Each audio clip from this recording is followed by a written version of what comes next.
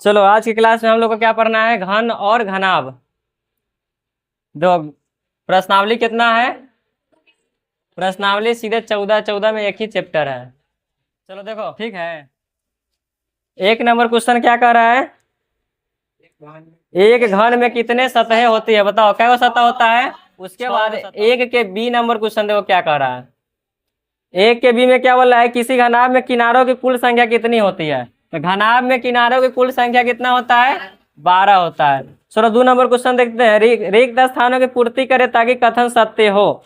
2 का ए number question कह क्या रहा है उसको देखेंगे। देखो किसी घनाभ की लंबाई 2l, चौड़ाई b और ऊंचाई कितना है, h है, तो आयतन भी ज्ञात करना है। भी से क्या होता है, भी से वॉल्यूम होता है, वॉल्यूम माने आयतन होता है।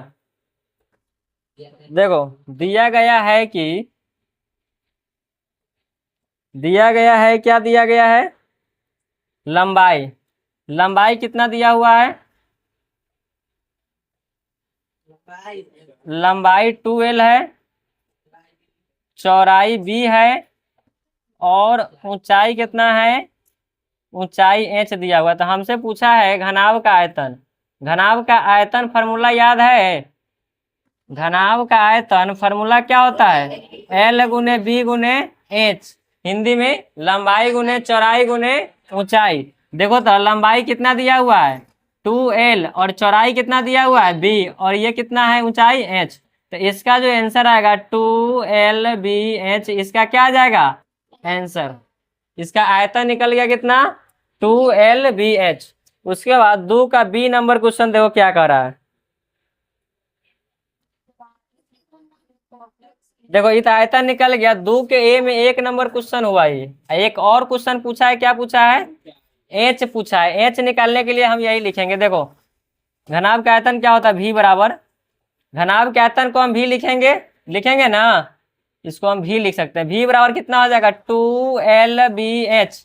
इस बार हमको एच पूछा है तो इधर भी है अकेला और ये सब गुना में है कि नहीं है, तो ये सब इधर आ जाएगा तो कितना हो जाएगा भी बटा 2lb बराबर में क्या बच गया एच। तो एच बराबर कितना भी बटा 2lb, इसका आंसर आ जाएगा।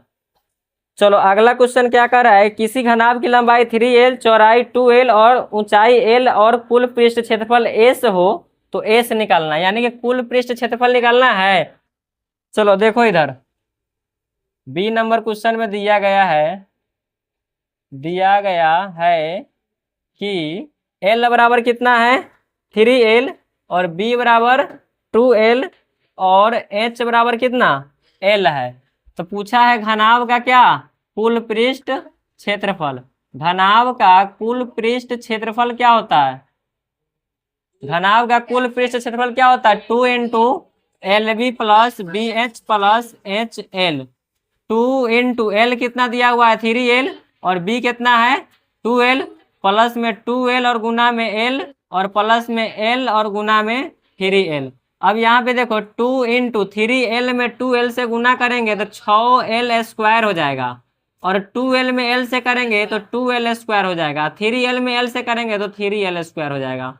अब यहाँ पे देखो 2 इंटू 6 को 2 को जोड़ेंगे तो 8 गो, 8 गो 3 गो 11 गो l स्क्वायर हो जाएगा। यहाँ नहीं कुछ रहता है तो इंटू से पहले क्या होता है गुना, तो 2 गुने 11l स्क्वायर, 11 दूना कितना हो जाएगा 22l स्क्वायर, इसका आंसर हो जाएगा। अब आगे क्वेश्चन देखते हैं 3 नंबर। 3 नंबर क्वेश्चन में क्या कह रहा है,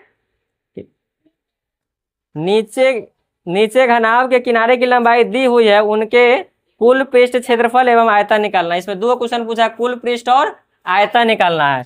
चलो पहले का क्वेश्चन देखते हैं, 3 का 1 में है, दिया गया है कि, लिखेंगे दिया गया है कि L बराबर, घनाभ का लंबाई L बराबर कितना दिया हुआ है 10 मीटर, चौड़ाई दिया है 5 मीटर और ऊंचाई दिया है 6 मीटर। इस तरीके से दिया है तो पूछा है घनाभ का कुल पृष्ठ क्षेत्रफल। ए में पूछा है घनाभ का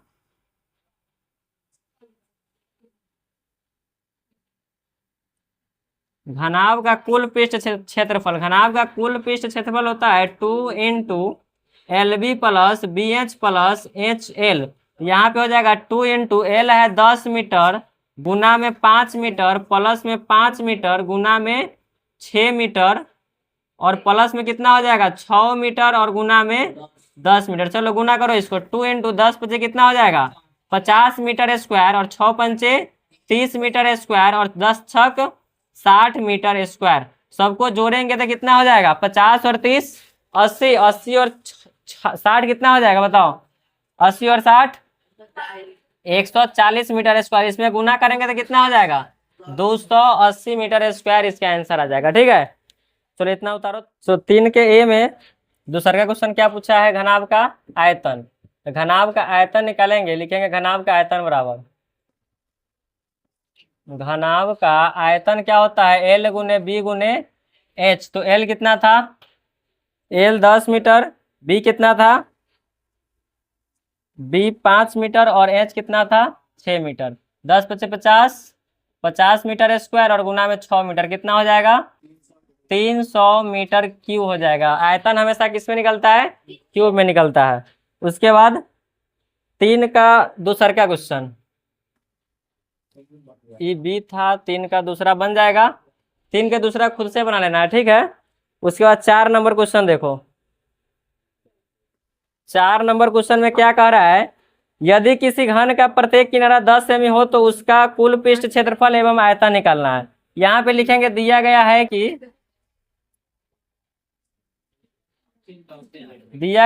कि घन की भुजा बराबर, घन की भुजा दिया हुआ है 10 मीटर। तो 1 नंबर में पूछा है घन का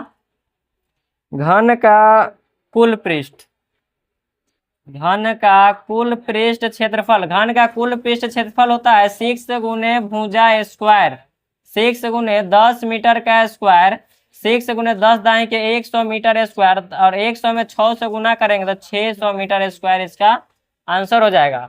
उसके बाद एक और क्वेश्चन तुमसे पूछा है कि घन का आयतन बताओ। तो घन का आयतन कितना हो जाएगा बताओ। घन का आयतन क्या होता है, फार्मूला होता है भुजा क्यू। तो यहाँ पे हो जाएगा 10 मीटर का क्यू, ये आ जाएगा 10 दाएं के 100 और 100 में 10 से गुना करेंगे तो 1000 मीटर क्यू इसका आंसर आ जाएगा। 4 नंबर हो गया। 5 नंबर क्वेश्चन देखो अगला। 5 नंबर क्वेश्चन में क्या कह रहा है कि 5 का ए नंबर में कह रहा है यदि किसी घन का विकर्ण 1 सेंटीमीटर है तो उसका किनारा बताने के लिए, यानी कि घन का भुजा पूछ रहा है। तो यहाँ पे लिखेंगे दिया गया है कि घन का विकर्ण कितना सेंटीमीटर दिया हुआ है 1 सेंटीमीटर। कितना सेंटीमीटर 1 सेंटीमीटर। तो इसका भुजा पूछ रहा है। घन का विकर्ण याद है, घन का विकर्ण क्या होता है √3 गुने भुजा, √3 गुने भुजा बराबर में 1 मीटर। यहाँ पे हो जाएगा भुजा को हम यहाँ पे रोकेंगे, बराबर हो जाएगा 1/3। यहाँ पे भुजा कितना निकल गया 1/√3 सेंटीमीटर, इसका भुजा निकल गया। ठीक है, समझ में आ गया। घन का भुजा कितना निकल गया 1/√3। उसके बाद 5 का बी नंबर क्वेश्चन, 5 के बी में बोला है किसी घन के एक किनारे एवं विकर्ण की लंबाई का अनुपात क्या होगा। क्या पूछा है, किसी घन के किनारे एवं विकर्ण की लंबाई का अनुपात क्या होगा। तो सबसे पहले यहाँ हमको पता होना चाहिए घन का किनारा क्या होता है। घन का किनारा मान लो ए होता है, घन का किनारा ए होता है। यहाँ मानना पड़ेगा, माना कि